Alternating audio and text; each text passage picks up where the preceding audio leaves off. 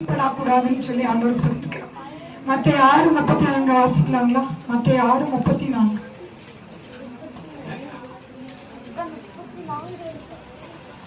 ஆகையால் நாளைக்காக கவலைப்படாதிருங்கள், நாளை தினம் தன்னுடையவர்களுக்காக கவலைப்படும். அந்தந்த நாளுக்கு அதிர்ந்து பாடு போகும். மத்தேயு 6:34 வாசிக்கிறோம்.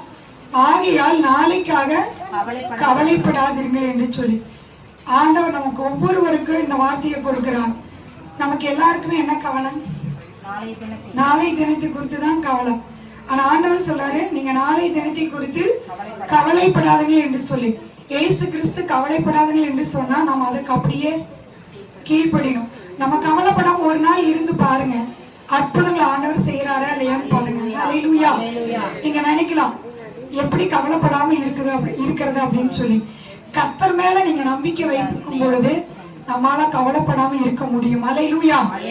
யாருக்கெல்லாம் கர்த்தர் மேல 100% நம்பிக்கை இருக்கிறதோ அவங்களால மட்டும்தான் கவலைப்படாம இருக்க முடியும். இல்லைன்னா பாருங்க, ஒவ்வொரு நாளும் கவலைகள் உண்டு. கடனை எப்படி கட்டுவது, பிள்ளைகளுக்கு எப்படி பீஸ் கட்டுவது, எப்படி வேலை தேடுவது, எப்படி இந்த தேவைகளை சந்திப்பது அப்படின்னு சொல்லி ஒவ்வொரு நாளும் நமக்கு கவலைகள் உண்டு.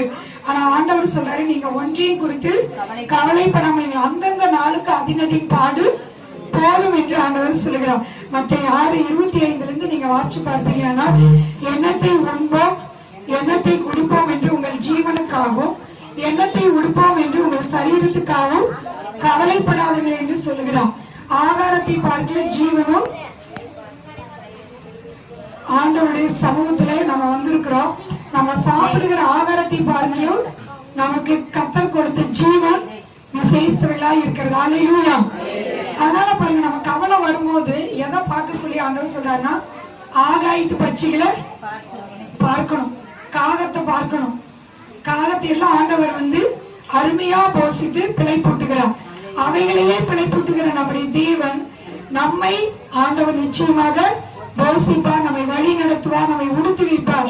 அவைகளை பார்க்க நம்ம விசேஷத்தவர்களா இருக்கிறோம். அல்லேலூயா. விசேஷத்தவர்களா இல்லைங்களா? நம்மளை அற்பமா நினைச்சு கொண்டிருக்கலாம்.